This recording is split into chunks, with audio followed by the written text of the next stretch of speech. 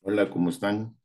Eh, para mí es un honor el día de hoy presentar esta conferencia. En realidad, esta conferencia es parte de tres conferencias que se realizaron hace poco gracias al auspicio de la Federación Internacional de Química Clínica en su modalidad de Live Series 2023, donde nosotros tratamos de brindar información relacionada a los desafíos que tiene la medicina de laboratorio, especialmente en países de bajos y medianos ingresos. Esa era la idea, donde tocamos tres tópicos destacados, ¿no? Con varios profesionales y una moderación.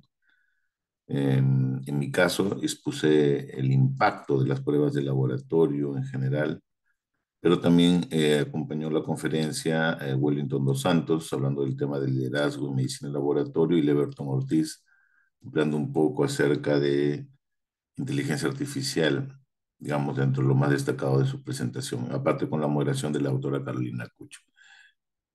He tenido muchas llamadas y me pedían el tema del acceso, probablemente pronto lo tengamos en un canal en YouTube. Mientras tanto, considero importante hablar del impacto de las pruebas de laboratorio, que es mi participación en esta primera intervención.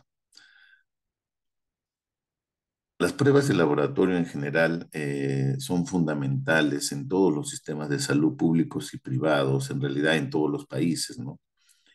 Y en los países de bajos y medianos ingresos, pues su impacto, en definitiva, debería ayudar a cerrar la brecha del diagnóstico, ¿no? Para tener una idea, en una encuesta o en una evaluación realizada en el sistema de salud americano, lo que se invierte o lo que se gasta en pruebas de laboratorio representa el 2,3%, ¿no? Más o menos de un presupuesto que está aquí considerado. Este monto está relacionado al laboratorio para el año 2017. Hay muchísima información que habla que los porcentajes de la utilidad de las pruebas de laboratorio en diferentes contextos superan el 50% de manera explícita. Algunas estadísticas llegan al 80%, 70% para la toma de decisiones dentro de la consulta, dentro de las emergencias, dentro de la hospitalización, es decir, todo relacionado al proceso diagnóstico. Pero vemos que la intervención o, digamos, el gasto que se genera es menos del 3% para un sistema de salud. De la misma forma, a nivel mundial, cuando se trata de ver cuánto invierten los países en pruebas de diagnóstico in vitro, en imágenes y en medicamentos, por ejemplo, en este estudio realizado por Lancet entre el 2015 y el 2019, observamos que aproximadamente el 11%, ¿no?, de lo que se gasta en IVD representa al resto del mundo después de Estados Unidos, Europa y Asia. Casi es similar el porcentaje en imágenes, es decir, en ayuda al diagnóstico, y de repente subió un poquito más en el tema de medicamentos, pero en líneas generales, en el resto de países del mundo, después de los que ya mencioné, de repente se invierte menos del 20%, y en IBD en los países de bajos y medianos ingresos no llega de repente al 11%. Esto fue muy interesante y también fue similar en lo que pasó la primera compra o las compras iniciales que se hicieron para las vacunas contra el SARS-CoV-2, por ejemplo. Los países de altos ingresos prácticamente llegaron a comprar casi el 70-80% de la producción de las vacunas, ¿no? En esta revisión también de Lancet hacen entender la importancia de escalar el acceso a las pruebas, en este caso de laboratorio clínico, según los niveles de complejidad, ya sea para el primer nivel, ya sea para un nivel mayor o ya sea para un tercer nivel o institutos, ¿no? Donde en nuestro caso, por ejemplo, acercar las pruebas de tipo POC sería fundamental en el primer nivel, y a llevar equipos de repente automatizados en laboratorios más grandes, centralizados, tal vez con ya analizadores más robustos para las diferentes áreas. Y en el tercer nivel o institutos tener ya estudios más especializados, es decir, llevar la especialidad del laboratorio clínico hacia los hospitales del tercer nivel o institutos. En este proceso, no solamente escalando, digamos, el acceso al diagnóstico, sino también a través de una telemedicina, en lo que se propone, por ejemplo, para abordar diferentes enfermedades o las 20 principales patologías de carga de enfermedad que considera este estudio, como son el cáncer, enfermedad renal, VIH, por hablar de algunas enfermedades infecciosas, enfermedad hipertensiva, enfermedad isquémica, tuberculosis, malaria, etcétera, ¿no? Eso sería la manera como debería escalar. De la misma forma también para el tema de imágenes. En otra misma revisión, donde se incluyen países de bajos ingresos, ¿no? Que están aquí, todos los que enumeran en este estudio, en una encuesta realizada entre el 2004 y el 2018, donde se incluyen más de 8.000 establecimientos de salud.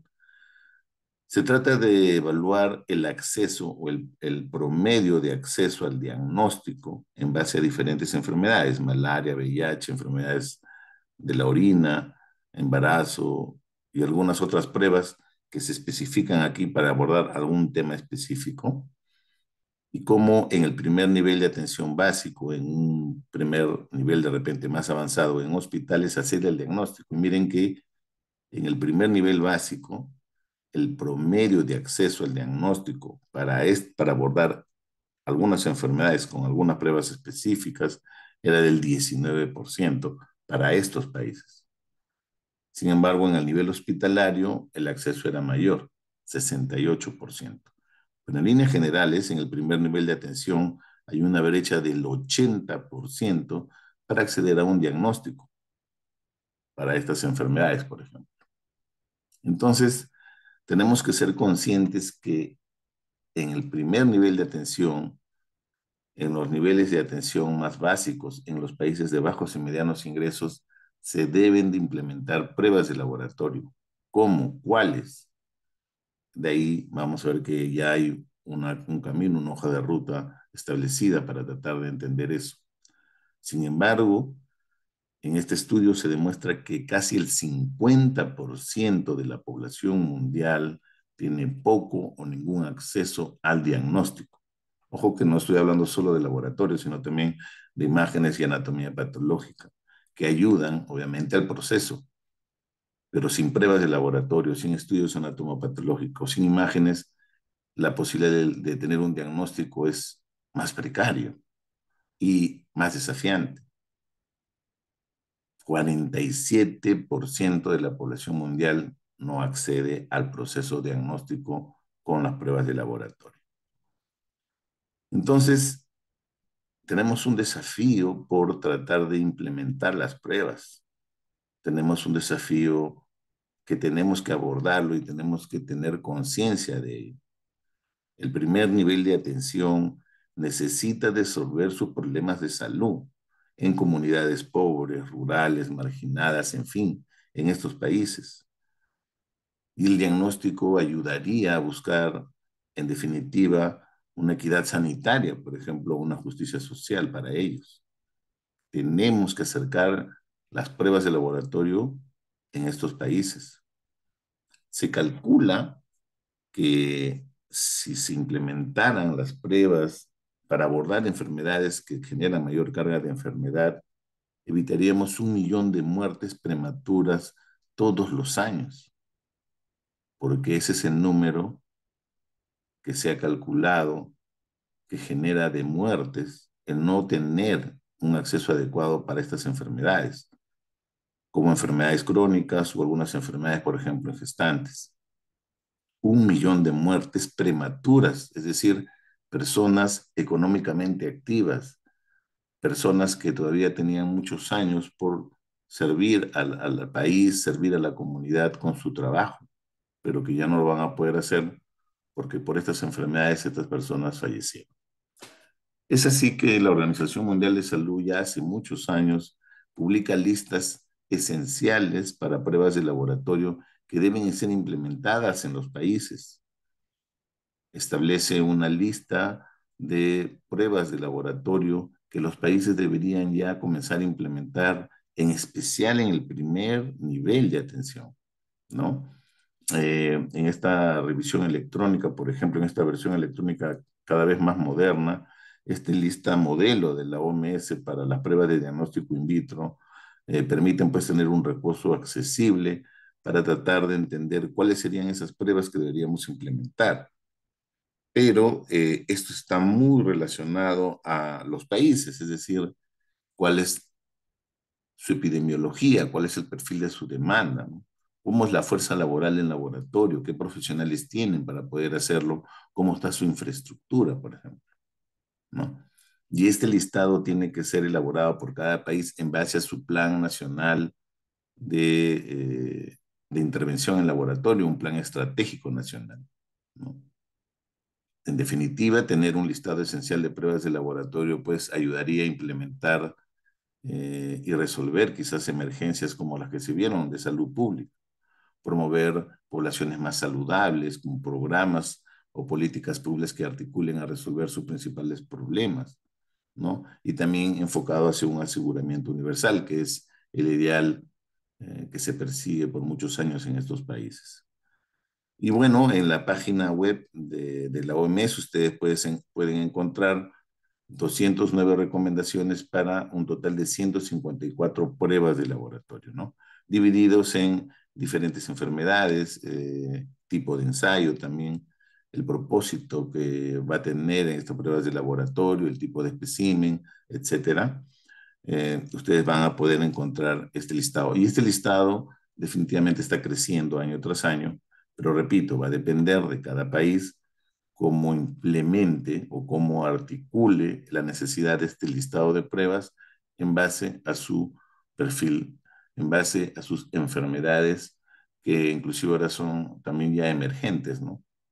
Por ejemplo, hay países en Latinoamérica que el chikungunya, que el virus Zika, etcétera, están generando focos, ¿no? Endémicos en algunos lugares, entonces hay que resolver esas necesidades. Hay países que tienen una alta prevalencia de Trypanosoma cruzi, por ejemplo, con la enfermedad de Chagas, otros países la malaria, etcétera. Temas crónicos que deberían abordarse y por hablar de enfermedades infecciosas que las pruebas de laboratorio articularían ahí muy bien y no olvidarnos las principales enfermedades que generan mayor carga de enfermedad, es decir, las enfermedades que socavan los presupuestos públicos y privados en los sistemas de salud en nuestros países.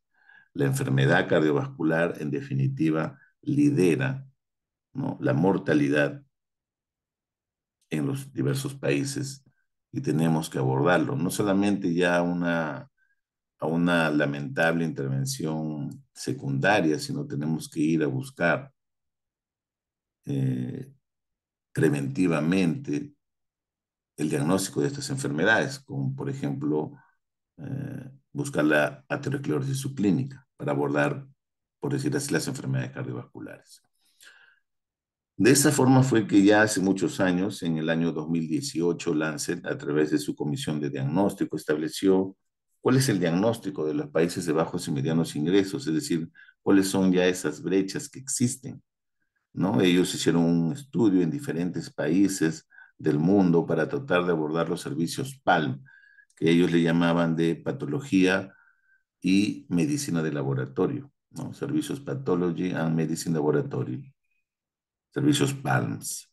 Entonces, mediante esta metodología, ellos, levantando información y data en todos estos países, llegaban a las conclusiones que existían cuatro principales limitaciones o barreras que presentaban estos países. Primero, una limitación de la fuerza laboral. Ellos ya destacaban que va a existir o existe ya una necesidad importante de profesionales de laboratorio clínico en diferentes contextos.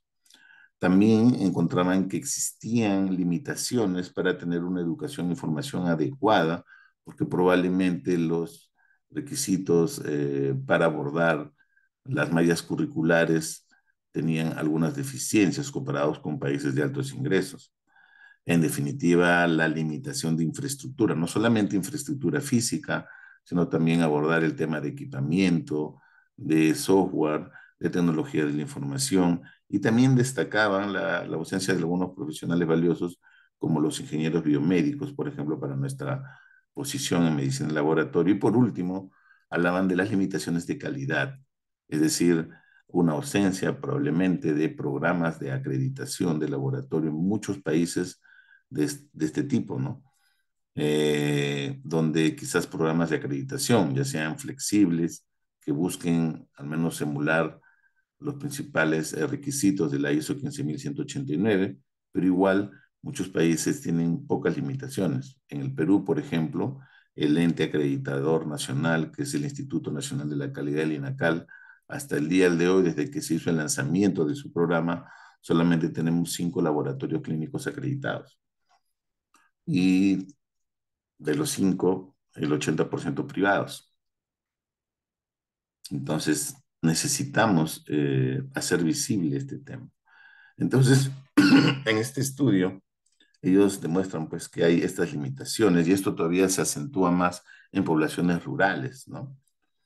Donde los pacientes al final tienen que generar un gasto de bolsillo o un gasto catastrófico si es que algún familiar tenía la necesidad de una intervención sanitaria. Entonces, se generan situaciones de inequidad para estas poblaciones en estos países. Y entonces, al final, en el tercer artículo de esta revisión de Lancet, hacen un llamado a la acción para hacer intervenciones que ayuden a resolver este problema desde esa fecha, donde hay varios actores como los pacientes, los políticos, la industria diagnóstica, los médicos y en este caso los patólogos y profesionales de laboratorio dentro del sistema, deberían tratar de luchar para tener mejores condiciones de los servicios PAL hacia ellos, un servicio PAL moderno, accesible, equitativo, etcétera, ¿no? Ellos establecen 4 recomendaciones, llave en mano, y tratan de alinearlo. El primero, hablan de que tratemos de enfocarnos hacia un desarrollo de plan estratégico mundial y probablemente en base a eso desarrollar un plan estratégico ya nacional. Asegurar el número de profesionales que se necesitan para resolver los problemas, ofrecer profesionales con oportunidades educativas, es decir, que los profesionales tengan la capacidad de fortalecer sus competencias profesionales, accediendo de repente a cursos o rotaciones internacionales, tener mejor infraestructura, en especial tratar de entender que los servicios de laboratorio, de imágenes, de anatomía patológica deberían funcionar en red, fortalecer temas de calidad, tener programas nacionales de acreditación, fortalecer la importancia de implementar sistemas de gestión de la calidad en los laboratorios es esencial, ¿no? Somos prácticamente uno de los pocos servicios del sistema de salud que tenemos una norma de acreditación, y eso es fabuloso. Todo esto no se podría resolver si no hay un financiamiento, es decir, tenemos que tener un financiamiento del Estado para poder garantizar esta inversión. Y por último, tenemos que ser más visibles, tenemos que participar en comités internacionales, participar en donde se esté hablando de los temas relacionados al laboratorio. Por ejemplo, se cuestiona mucho que en los objetivos de desarrollo sostenibles, donde se habla tanto de las enfermedades y cómo intervenir en los sistemas de salud, no se diga de manera explícita la importancia de las pruebas de laboratorio. O en sus países cuando se elaboran las políticas públicas para resolver problemas transversales, como por ejemplo la lucha contra el cáncer, la lucha contra la anemia, la lucha contra la diabetes, la lucha con las enfermedades cardiovasculares, no integren profesionales de laboratorio esa toma de decisiones para abordar qué tipo de prueba sería la ideal en base a nuestra realidad. Entonces, tenemos que ser parte de esa agenda y para eso tenemos que intervenir. Son 137 países de bajos y medianos ingresos que están necesitando de las pruebas de laboratorio y su implementación para tratar de salir adelante sobre este problema. Representamos al 87% de la población mundial. Es una necesidad. Si usted tiene la posibilidad de implementar pruebas de laboratorio para resolver problemas de salud en el primer nivel, hágalo. Existen profesionales valiosos de laboratorio en sus países. Convóquelos a reuniones, intégrenlo en esos comités, porque es la única forma en que podamos revertir esta realidad y los países y los pacientes lo necesitan. Las pruebas de laboratorio son esenciales para resolver todos estos problemas. Hoy en día, y esto se ha demostrado mediante la pandemia, las pruebas de laboratorio fueron las protagonistas. Los profesionales de laboratorio fueron protagonistas y tuvieron que asumir innumerables desafíos para sacar adelante esos servicios. El laboratorio nunca paró. Muchos servicios se detuvieron, pero el laboratorio estaba ahí. La fuerza laboral realizó muchos sacrificios para estar dentro de los servicios y atender la demanda en la pandemia. Quizás eso ya pasó, pero no hay que olvidarlo. Igual fueron otros servicios que tuvieron que estar adelante. Los profesionales de la salud fueron protagonistas en la pandemia y laboratorio también. Tenemos que entender que los servicios de laboratorio tienen un rol fundamental dentro de la orquesta hospitalaria y tenemos que hacer visible eso. Si usted es un profesional de laboratorio, hágalo saber. Demuestre la importancia y la contribución de las pruebas dentro del sistema de salud. Y para eso tenemos que salir del anonimato, tenemos que dejar de ser invisibles, tenemos que comenzar a ser parte de las grandes discusiones donde se involucran las pruebas. Hay una falta de liderazgo y tenemos que cerrar esa brecha. Tenemos que hacer todo el esfuerzo por salir a la frente, salir de nuestro cuarto, romper esas cuatro paredes y comenzar a hacer visible la importancia de las pruebas. Ojo, nosotros somos los dueños de las pruebas de laboratorio, de su diseño y su implementación. No pueden venir a imponernos una agenda en pruebas de laboratorio porque quienes la diseñan, quienes lo implementan, quienes lo monitorizan, somos nosotros. Y para eso tenemos que siempre hablar con los usuarios, para hablar, por ejemplo, de implementar nuevas pruebas, ¿no? Pero somos los profesionales de medicina de laboratorio quienes tenemos la potestad de tomar decisiones en beneficio de la salud. Y bueno, eso en realidad es lo que quería yo transmitir en esta primera presentación. Probablemente las otras las suba después con un video para complementarlas, pero esta es la primera parte en la cual yo intervine haciendo visible la necesidad de implementar las pruebas de laboratorio, en especial en el primer y segundo nivel, donde se necesita. Si queremos tener un futuro que garantice cómo nuestros países van a llevar probablemente una agenda política, sanitaria, educativa, etcétera, pues los desafíos comienzan en tener gente joven, niños saludables, y para eso necesitamos pruebas de laboratorio que permitan probablemente ese escenario en un futuro. Esa es la reflexión final, así es que les dejo esta presentación para que tomemos conciencia de la importancia de las pruebas de laboratorio. Compártanlo de repente también con los líderes políticos, con los decisores, para que entiendan la importancia de la contribución de las pruebas dentro de los sistemas de salud. Muchas gracias.